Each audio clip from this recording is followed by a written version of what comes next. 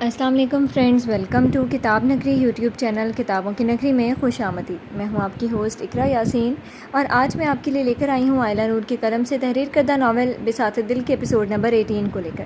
اس episode کو start کرنے سے پہلے آپ جلدی سے کر لیجیے ہمارے چینل کو سبسکرائب، ویڈیو کو لائک اور کلک کر لیجیے بیل آئیکن کو۔ اب آتے ہیں ایپیسوڈ کی جانب۔ وہ ابھی آفس سے تھکا ہوا آیا کاؤچ پر بیٹھا تھا۔ ٹائی کی نوٹ ڈھیلی کرتی ٹائی اور کوٹ دوسرے کاؤچ پر اچھالی۔ میرال اس کے لیے پانی کا گلاس لے کر آئی جسے وہ ایک سانس میں پی گیا۔ وہ دونوں ایک دوسرے سے نگاہیں چرائے پھر رہے تھے، پر اب میرال نے فیصلہ کر لیا تھا، وہ خود کو مزید نہیں گرا سکتی تھی۔ یک طرفہ محبت نے اسے بے انتہا تکلیفیں دی تھیں۔ وہ ساری زندگی شہرام کی بے تنائی نہیں سہ سکتی تھی، جب بھی دل پر پتھر رکھ کر اس سے بات کرنے کو موجود تھی۔ شیری انگلیاں آپس میں الجھائے وہ شہرام کے پاس بیٹھی۔ شہرام کا خوف دل میں بیٹھ چکا تھا، جبھی وہ اس سے دور دور تھی۔ کہو۔ اس نے ایک نظر میرال کو نہیں دیکھا۔ وہ LED کھول چکا تھا جہاں کوئی نیوز چل رہی تھی۔ میں حارث سے ملنے کو تیار ہوں، شہرام نے بخار اسے دیکھا جو اپنے ایک ہاتھ کے ناخن دوسرے میں گاڑے ضبط سے کہہ رہی تھی۔ تمہیں میری وجہ سے ایسا کرنے کی ضرورت نہیں ہے میرال، تم جیسے چاہو رہو، پر اپنے دماغ سے یہ بات نکال دو کہ میں حفصہ سے شادی کی وجہ سے تمہیں حارث سے ملنے کے لیے فورس کر رہا ہوں۔ اس نے LED بند کر دی۔ وہ مکمل میرال کی جانب متوجہ تھا، نگاہیں اس کے چہرے پر جمی ہوئی تھیں۔ میرال لب کچلتی کچھ کہنے نہ کہنے کی کشمکش میں مبتلا تھی۔ وہ اب چاہ کر بھی اس کے سامنے محبت کا ذکر نہیں کر سکتی تھی، ورنہ اس کا شدت بھرا رد عمل یاد کرتے اس کا دل دہل جاتا۔ میں اپنی مرضی سے ایسا چاہتی ہوں۔ میں نے جان لیا ہے کہ کچھ چیزیں نصیب میں نہیں ہوتی۔ آپ بھی ایسا ہی چمکتا ہوا چاند ہیں، اور میں ایک چکور کی مانند جو چاند کو چھونے کی خواہش میں دم توڑ جائے گا۔ لہجے میں حسرت تھی، کچھ پا کر کھو دینے کی نا امیدی۔ تمہیں اپنے فیصلوں کا حق حاصل ہے، تم جو بھی فیصلہ کرو گی مجھے اپنے ساتھ پاؤ گے۔ شہرام نے اس کا ہاتھ اپنے ہاتھوں میں لیا۔ میرال کی سرمئی آنکھوں میں محبت کی کرچیاں تھیں۔ شہرام کی سیاہ نگاہوں نے پل میں نظریں چرائیں۔ میں خود حارث سے ملنا چاہتی ہوں۔ یہ محبت نہیں، یہ صرف میرا بچپنا تھا جو ختم ہو چکا ہے۔ یہ بات وہ دل پر پتھر رکھ کر کہہ رہی تھی، کہنے کے بعد دل پر بوجھ مزید بڑھ گیا۔ چلو یہ تو اچھی بات ہے، میں آج ہی حارث سے بات کرتا ہوں۔ اس بات میں سر ہلا دیا۔ حفصہ بہت اچھی لڑکی ہے، آپ اس سے ناراض مت ہوئیے گا میری وجہ سے۔ کنکھیوں سے شہرام کو دیکھا۔ تمہیں حفصہ کی فکر کرنے کی ضرورت نہیں ہے، اس کا اور تمہارا کوئی مقابلہ نہیں۔ تمہاری اپنی جگہ ہے اور اس کی اپنی۔ وہ کبھی کسی شخص کو میرال پر فوقیت نہیں دے سکتا تھا۔ شہرام نے اس کا ہاتھ پکڑنا چاہا، پر اس سے پہلے میرال اٹھ گئی۔ وہ مزید خود پر جبر نہیں کر سکتی تھی۔ اس کا چھونا، اس کا لمس اب بھی محسوس ہوتا تھا۔ وہ کمرے میں آ کر پھوٹ پھوٹ کر رو دی۔ پیچھے شہرام گہری سانس بھر کر رہ گیا۔ شیشے کے سامنے خود کا عکس دیکھا۔ وہ خوبصورت تھی، یقیناً حارث کو پسند آتی، پھر آگے وہ جدا ہو جاتی شہرام سے، اپنی محبت سے۔ رونے کے باعث آنکھیں سوج گئیں۔ کوئی نہیں تھا جو اسے چپ کروائے۔ محبت پا کر بھی وہ محبت سے دور تھی۔ نظر اپنی گردن کی جانب گئی تو آنسو ایک بار پھر سے جاری ہو گئے۔ وہاں شہرام کے دیے گئے نشان تھے، کچھ سرخ کچھ نیلے۔ محبت نے اس چھوٹی سی لڑکی کا دل اجاڑ دیا تھا۔ یہ ناول آپ کتاب نگری یوٹیوب چینل پر پڑھ اور سن رہے ہیں۔ یہ سب کے لیے سرخ گلاب کی مانند نہیں ہوتی، جیسے اس کے نصیب میں صرف کانٹے آئے تھے۔ ہم کو تو گردش حالات پہ رونا آیا، رونے والے تجھے کس بات پہ رونا آیا؟ کیسے جیتے ہیں یہ، کس طرح جیے جاتے ہیں، اہل دل کی بسر اوقات پہ رونا آیا۔ جی نہیں، آپ سے کیا مجھ کو شکایت ہوگی، ہاں مجھے تلخی حالات پہ رونا آیا۔ حسن مغرور کا یہ رنگ بھی دیکھا، آخر ان کو بھی کس بات پہ رونا آیا۔ کیسے مرمر کی گزاری ہے تمہیں کیا معلوم، رات بھر تاروں بھری رات پہ رونا آیا۔ کتنے بے تاب تھے رم جھم میں پئیں گے، لیکن آئی برسات تو برسات پہ رونا آیا۔ حسن نے اپنی جفاؤں پہ بہائے آنسو، عشق کو اپنی شکایات پہ رونا آیا۔ کتنے انجان ہیں، کیا سادگی سے پوچھتے ہیں، کہیے کیا میری کسی بات پہ رونا آیا۔ اول اول تو بس ایک آہ نکل جاتی تھی، آخر آخر تو ملاقات پہ رونا آیا۔ سیف یہ دن تو قیامت کی طرح گزرا ہے، جانے کیا بات تھی، ہر بات پہ رونا آیا۔ دل میری نہ سنے دل کی میں نہ سنوں، دل میری نہ سنے دل کا میں کیا کروں۔ نبیشہ اپنے آپ میں مگن گا رہی تھی، ساتھ ساتھ ہاتھ بھی ہل رہے تھے۔ وہ نشے میں ڈانس فلور پر ناچ رہی تھی۔ سلیو لیس ٹاپ اور گھٹنوں سے پھٹی ہوئی جینز میں وہ ہمیشہ کی طرح اونچی پینسل ہیل پہنے ہوئے تھی۔ ڈارک براؤن کمر کو چھوتے بال پونی میں مقید تھے جو اس کی سراہی دار گردن نمایاں کر رہے تھے۔ سب کی نظروں سے بے پرواہ وہ جھوم رہی تھی۔ لڑکے اور لڑکیاں آپس کا فرق بھلائے ایک دوسرے کے ساتھ مگن تھے۔ شراب نوشی معمول کی طرح جاری تھی۔ مختلف رنگوں میں رچی بسی لڑکیاں اپنی عزت کا خیال کیے بغیر ڈانس فلور پر موجود تھیں۔ رنگ و بو کا سیلاب سا امڑ آیا تھا۔ ایک طرف ویٹرز لوگوں کو ڈرنک سرو کر رہے تھے، جب وہ خود کو تنہا محسوس کرتی یوں ہی آوارہ بن جاتی۔ آج تو اس کے باپ نے پھر اسے لاوارث کر دیا تھا۔ کوئی نہیں تھا اس بھری دنیا میں جسے نبیشہ اپنا کہہ پاتی۔ وہ جانتی نہیں تھی کہ وہ ایک انسان کا عشق تو دوسرے کی روح میں اتر چکی تھی۔ Hey baby you are looking like fire. ایک لڑکا جو اس کے قریب ناچ رہا تھا سرگوشیانہ بولا. نبیشہ ایسے بے باک جملوں کی عادی تھی، اس لیے کوئی رد عمل نہ دیا. وہ اپنے آپ میں مگن تھی. وہ لڑکا ایک بار پھر نشے میں ناچتے ہوئے اس کے قریب ٹکرایا تو نبیشہ نے اسے گھور کر دیکھا. شاید وہ سمجھ جائے، مگر وہ پھر ڈھیٹوں کی طرح اس کے مزید نزدیک ہوا. اس کا ہاتھ نبیشہ کے کندھوں پر رقص کرنے لگا. کمر سے پکڑ کر اسے مزید نزدیک کیا. اس سے پہلے وہ کوئی حرکت کرتا نبیشہ نے اسے دور جھٹکا. ایک تھپڑ اس کے چہرے پر دے مارا. میوزک ہنوز جاری تھا. کچھ آس پاس کے لوگوں نے مڑ کر دیکھا، پھر نظر انداز کر دیا. یہ یہاں معمول کی بات تھی، پر وہ لڑکا خون آشام نظروں سے اسے دیکھ رہا تھا. سالی، تو جانتی نہیں ہے میں کون ہوں؟ پاس ہی تو آ رہا تھا. کون سی پارس ہے، ورنہ یہاں موجود بھی نہ ہوتی. وہ غلیظ لفظوں کا استعمال کر رہا تھا. ہاتھ نہیں لگانا. ٹوٹے پھوٹے لہجے میں کہتی وہ ہجوم کو چیرتے ہوئے باہر کی جانب جانے لگی. نشے میں بھی وہ کبھی خود کے قریب آنے کی اجازت نہیں دیتی تھی. وہ کلب سے باہر نکلی. چال میں ہلکی سی لڑکھڑاہٹ تھی. وہ لڑکا بھی اس کے تعاقب میں باہر آیا. یہ ناول آپ کتاب نگری یوٹیوب چینل پر پڑھ اور سن رہے ہیں. نبیشہ نے اپنی پارکنگ میں آ کر گاڑی کا دروازہ کھولنا چاہا، پر اس لڑکی نے نبیشہ کو کھینچ کر اپنے مقابل کیا. بہت زیادہ حسین سمجھتی ہے خود کو. اتنے دن سے دور سے دیکھ رہا ہوں، پر اب نہیں. آج تو اس حسن کو چک کے دیکھوں گا. خباثت سے کہتے اس کے حسین سراپے کو خلیظ نظروں سے دیکھا. دور ہو مجھ سے جنگلی جانور. وہ مسلسل مزاحمت کر رہی تھی. چیخنے کے باوجود کوئی یہاں اس کی آواز سننے کے لیے موجود نہیں تھا. یہاں اس جگہ جنگلی جانور ہی پائے جاتے ہیں جو تم جیسی ہرنی کی گھات میں بیٹھے ہوتے ہیں. آج تو تیرا شکار کروں گا میں. اس لڑکی سے شراب کی بدبو اٹھ رہی تھی. وہ جھکا اور اس کی کمر پر اپنی گرفت تنگ کی اور اپنے دانت اس کے کندھے میں گاڑے. دور ہٹو. Help please. نبیشہ کا دل خوف کے احساسات سے یکلخت دھڑکا. اس نے پرزور مزاحمت کی، مگر وہ جسامت میں نبیشہ سے زیادہ مضبوط تھا. اتنے شور میں اس کی آواز کسی تک نہ پہنچی. ابھی وہ لڑکا مزید کچھ کرتا کہ ضحاک نے اسے کھینچ کر نبیشہ سے الگ کیا. وہ لڑکا نشے میں ہونے کی وجہ سے کچھ دور ہوا. نبیشہ نے ضحاک کو دیکھا تو چہرے پر شناسائی کی رمق ابھری. آنسو اس کے گال کو بھگو رہے تھے، مگر اس کی موجودگی نے دل کو مطمئن کر دیا. تو کون ہے؟ دیکھ، یہ میرا اور اس لڑکی کا معاملہ ہے. جا یہاں سے، ورنہ اچھا نہیں ہوگا. انگلی اٹھا کر وارن کیا. ضحاک نے سنجیدگی سے نبیشہ کو دیکھا. ماتھے پر موجود بلوں میں اضافہ ہو چکا تھا. اس کے آدمی جو اس نے نبیشہ کی رکھوالی کے لیے لگائے تھے، نبیشہ کی کلب میں موجودگی کی خبر دینے پر وہ بھاگم بھاگ پہنچا تھا، پر یہاں کا معاملہ دیکھ کر وہ اشتعال میں آ چکا تھا. اعصاب تن چکے تھے. تیرا باپ ہوں میں. نہیں جا رہا یہاں سے. ضحاک نے ایک اور مکہ اس کے چہرے پر جڑا. وہ دونوں گتھم گتھا ہو چکے تھے. ضحاک کے ہاتھوں پر خراشوں کے نشان تھے. نبیشہ خوف سے چیخ پڑی تو ضحاک ہوش میں آتا اس کی جانب متوجہ ہوا. نبیشہ مستقل سر نفی میں ہلا رہی تھی. بچپن کی یادیں ایک بار پھر تازہ ہو چکی تھیں. اس کا باپ جب اس کی ماں کو مارتا تھا تو وہ یوں ہی کہیں کونے میں چھپ جاتی تھی، پر وہ آوازیں، وہ چیخیں آج بھی اسے ڈراتی تھیں. اسے مار دھاڑ سے ڈر لگتا تھا. یہ ایسی کمزوری تھی جسے اس نے کبھی ظاہر نہ ہونے دیا. وہ کانوں پر ہاتھ رکھتے چیختی ہوئی گاڑی کے پاس بیٹھتی چلی گئی. آوازیں آنا بند نہیں ہو رہی تھیں. اس کے آنسوؤں میں بھی روانی آتی چلی گئی. دل کی دھڑکنیں کانوں تک گونجنے لگیں. ضحاک نے ہتھ کڑی نکال کر اس لڑکے کے ہاتھ میں لگائی اور کچھ نمبر ڈائل کیے. کچھ دیر میں اس کے اہلکار اس لڑکے کو لے جاتے، پر ابھی نبیشہ کو سنبھالنا ضروری تھا. وہ قدم اٹھاتا اس تک آیا. 2 زنوں اس کے پاس بیٹھا. نبیشہ، دور جاؤ، بچاؤ، کوئی ہے تو مجھے بھی مار دو گے. نبیشہ کی حالت خیر ہو رہی تھی. اس کی سرمئی آنکھوں میں خوف ہلکورے لینے لگا. ڈرو نہیں مجھ سے، میں تمہیں نہیں ماروں گا. میں تو تمہارا محافظ ہوں.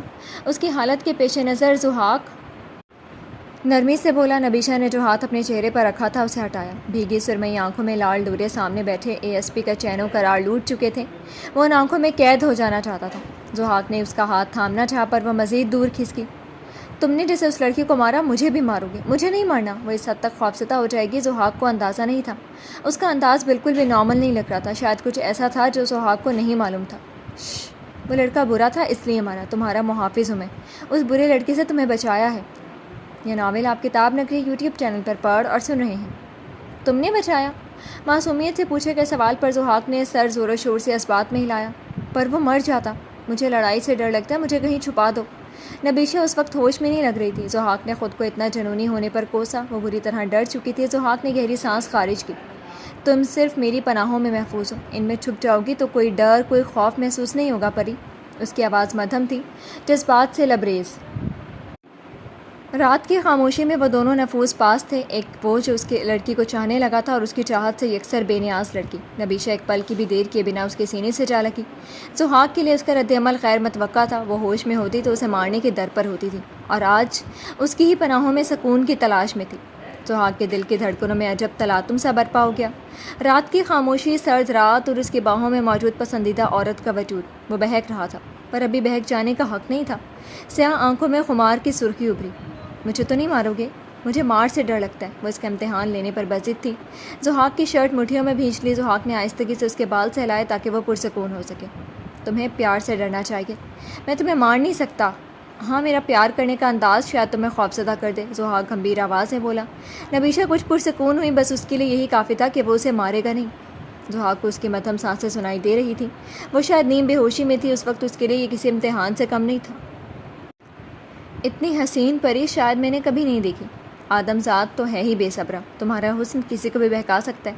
ضحاک زیر لب بڑبڑایا اور اسے سہارا دے کر اپنی گاڑی کی طرف لے جانے لگا۔ کچھ تھا جو بدل رہا تھا، شاید اس کا دل جو آج دھڑکنا سیکھ رہا تھا کسی نئی راہ کا مسافر ہو چلا تھا۔ اٹھر کی پولیس والے، کہاں لے جا رہے ہو مجھے؟ میں پولیس اسٹیشن نہیں جاؤں گی، بہت کھلی آنکھوں سے اس کے برابر میں بیٹھتے ہوئے بولی۔ ذہن بیدار ہوا تو ہمیشہ اس کی پولیس اسٹیشن لے جانے والی دھمکی یاد آئی۔ ضحاک نے تعصب سے اسے دیکھا جو اپنے حلیے سے لاپرواہ تھی۔ اگر آج وہ نہ آتا تو؟ اس سے آگے وہ سوچنا نہیں چاہتا تھا۔ وہ گاڑی کی فرنٹ سیٹ پر براجمان تھا۔ جہنم میں لے جا رہا ہوں، سلگ کر بولا۔ جہنم میں تو ابھی میں موجود ہوں، تمہارے ساتھ جہاں ہوں وہ جہنم ہی ہے۔ وہ ایسے میں بھی باز نہیں آئی تھی۔ ضحاک نے ایک نظر اسے دیکھا۔ سڈول سفید رنگ کے بازو آنکھوں میں موجود جذبات بھڑکا چکے تھے۔ اپنی نظروں پر قابو پاتے اس نے گاڑی کی پچھلی سیٹ پر موجود بیگ سے کوٹ نکالا۔ وہ اکثر کپڑے گاڑی میں رکھتا تھا کیونکہ کہیں بھی ایمرجنسی مشن ہو سکتا تھا۔ یہ پہن لو، رات کے اس پہر شریف النفس مرد بھی اتنا حسن دیکھ کر بہک سکتا ہے۔ میں تو پھر بندہ بشر ہوں، تم خود سے بے پرواہ ہو پر میں اتنا لاپرواہ ہونا افورڈ نہیں کر سکتا۔ اس نے کوٹ نبیشہ پر ڈالا۔ نظریں بمشکل اس پری پیکر سے ہٹائیں۔ سردی کے احساس سے نبیشہ نے کوٹ مزید خود پر لپٹا لیا۔ ایسے کرنے سے وہ خود کو ڈھانپ چکی تھی۔